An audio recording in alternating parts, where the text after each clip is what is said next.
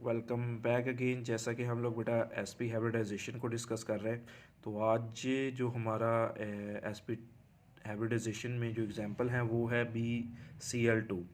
ये इतनी ज़्यादा इंपॉर्टेंट नहीं है, लेकिन हम लोग इसको इस वे में पढ़ेंगे कि अगर ये लॉन्ग क्वेश्चन में आ गई तो हम इसको राइट कर पाए। हाँ, ये MCQs के अंदर इसकी जो बॉन्ड एंगल है या ज्योमेट्री है वो काफ़ी हद तक इम्पोर्टेंट है बेटा।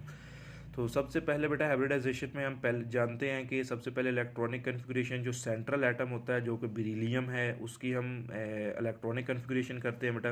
बेरिलियम का एटॉमिक नंबर 4 होता है। उसके ग्राउंड स्टेट पे पहले शेल में 2 इलेक्ट्रॉन, दूसरे S शेल के अंदर बेटा 2 होते हैं।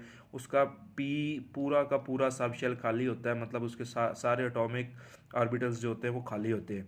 तो हम जानते हैं कि जिसके एटॉमिक ऑर्बिटल्स खाली होते हैं वो एक्साइटेड स्टेट शो कर सकता है।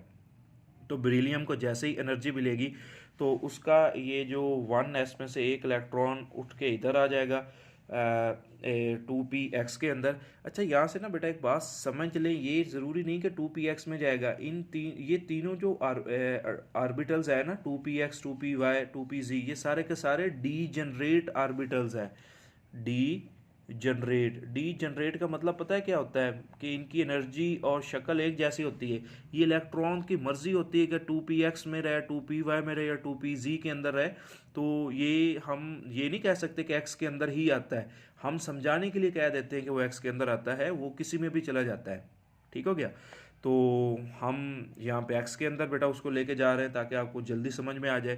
तो वो कहता है आगे वाले दोनों खाली होते हैं, और फिर हम अगर इसकी हाइब्रिड स्टेट को देखेंगे तो यहाँ से उसका बेटा एक S और एक आपस में P मिलके SP हाइब्रिडाइजेशन या SP ओवरलैपिंग कर रहे हैं। तो नीचे बेटा वही मैंने लिखा है।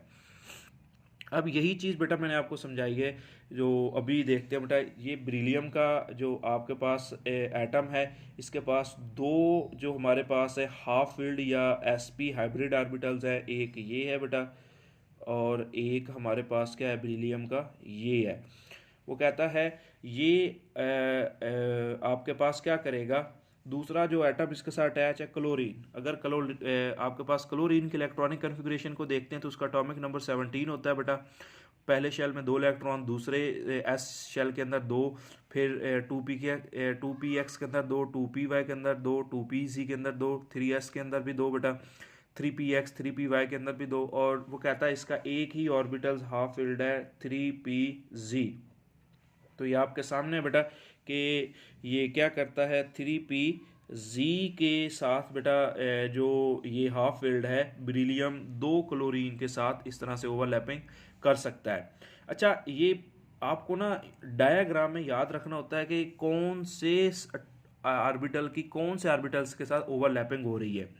देखो, बेरिलियम का तो पता चल गया, sp हमने ड्रा कर लिए। ये मैंने जो ड्रा किए ना, ये वाले, ये दोनों क्लोरीन के p ऑर्बिटल्स हैं। p की शक्ल डम्बेल होती, इसलिए मैंने ये ड्रा किए हैं।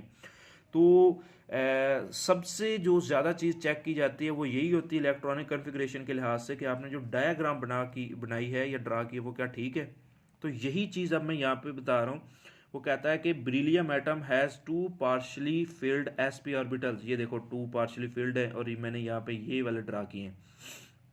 उसके बाद वो कहता है इन BCl2 sp 3pz, इसका 3p और उसका sp overlapping occurs between beryllium and chlorine atoms and 2 sigma bonds are formed। अब सिग्मा बॉन्ड क्यों बने?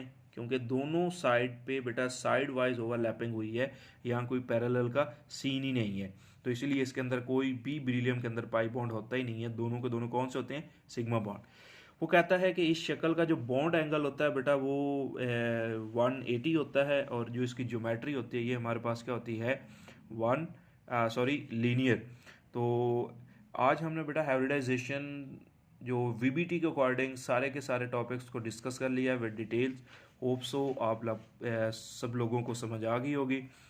मैं नेक्स्ट जो हम डिस्कस करेंगे बेटा वो हमारे पास होगी MOT मॉलिक्यूलर ऑर्बिटल थ्योरी।